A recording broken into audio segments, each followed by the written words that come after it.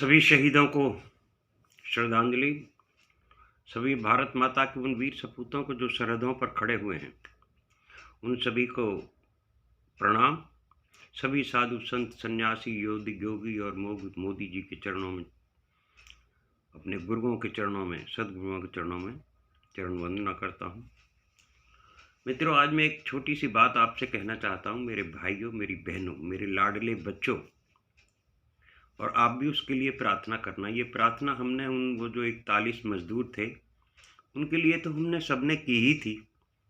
भारत के 142 करोड़ लोगों ने जिनके लिए प्रार्थना की हो, ऐसा हो ही नहीं सकता कि बौकनाथ जी महाराज या शिव महाराज प्रसन्न हो। अति प्रसन्न हुए और आज वो शय कुशल बाहर आ गए हैं।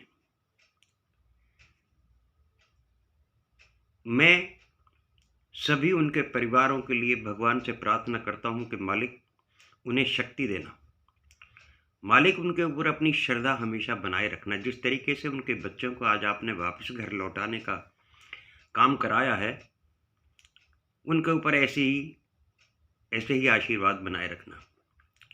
और उन सभी भाइयों को, उन सभी अपने लाडलों को जिन्होंने, वो चाहे एनडीआरओ के हों, वो चाहे एसडीआरएफ के हों, वो चाहे सैनिक हों हमारे, चाहे हमारे पुलिस बल हों, चाहे हमारे और कर्मचारी हों, चाहे इंजीनियर हों, चाहे वैज्ञानिक हों, बाहर के हों, अपने हों, जो भी हों, चाहे हमारे और दूसरे प्रांतों के हों या यहीं उत्तराकाशी के ही हों, उत्तरांचल से हों, उत्तराखंड से हों, मैं उन सभी को भी बहुत बहुत बधाई देता हूं कि आप लोगों के प्रयास से ये सारे के सारे मजदूर, हमारे 41 भाई सब वापस आ सके।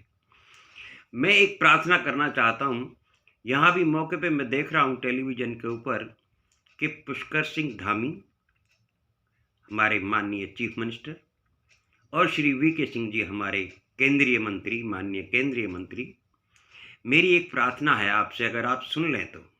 बेशक चाहे पीएम साहब को भी अगर मेरी ये खबर पहुंच जाए तो बहुत अच्छा है।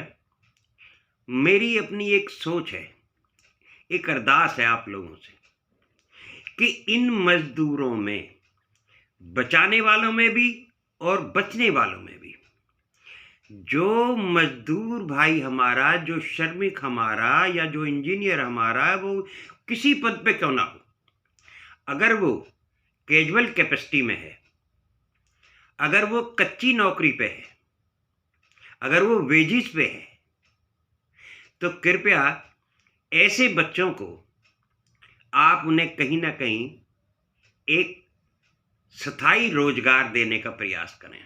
मेरी हाथ जोड़कर प्रार्थना है, ऐसे बच्चे, ऐसे बलवान बच्चे जो अपनी जान को हथेली पर रखकर, जिस तरीके से हमारे फौजी भाई सरहदों पर रखते हैं, उसी तरीके से आज खान के अंदर भी थे और खदान के बाहर भी थे, उस टनल के अंदर भी थे और टनल के बाहर भी थे। बाहर वालों ने उनकी ज़िंदगी बचाई और अंदर वाले बच के बाहर आ गए।